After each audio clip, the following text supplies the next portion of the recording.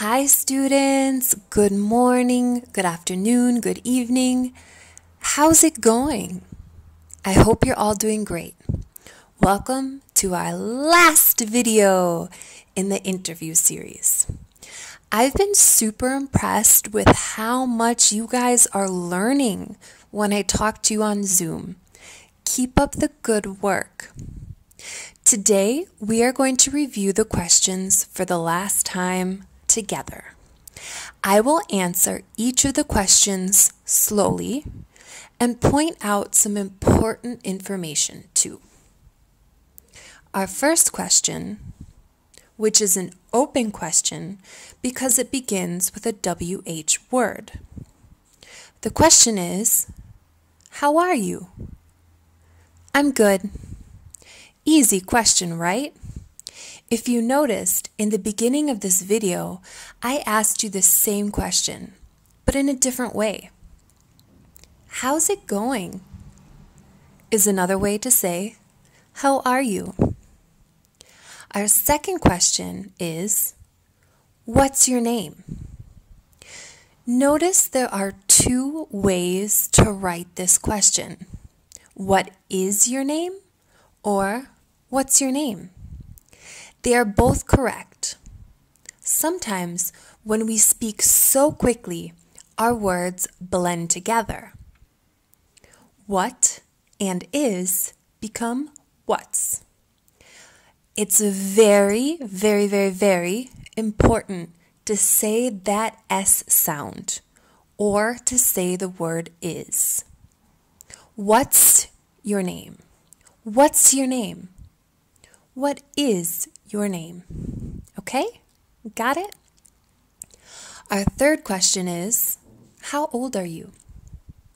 I'm 34 years old. This question is kind of strange because it doesn't translate well. In Portuguese, we say eu tenho, I have. But in English, we say I am, or eu estou, eu sou. And how old translates to como velho. It's strange, but you have to trust me on this one and work a little harder to memorize it. How old are you? I'm 34 years old. Our fourth question is, when is your birthday? My birthday is in September. My birthday is on September 19th. Did you hear that? Did you see that? In the first response, when I answered with just the month, I used in. My birthday is in September. In the second response, when I answered with the day, I used on. My birthday is on September 19th. This detail is very important. And remember, months are always capitalized. They always have a capital letter. And the numbers in dates are always ordinal numbers. First, second, third, fourth, fifth. Don't say April 1. It's April 1st. Got it? The fifth question is, where do you live? I live in Brazil. The important word here is in. I live in Brazil. I live in Minas Gerais. I live in Lagoa Santa. The sixth question is, what do you do for a living? This question is about work. I translate it for my students like this. O que você faz para viver? O que é o seu trabalho? Most of you watching this are kids, so you would say, I'm a student. I would say, I'm an English teacher. The question is, what is your favorite meal and why? A meal is like a plate of food that you would eat for breakfast, lunch, or dinner.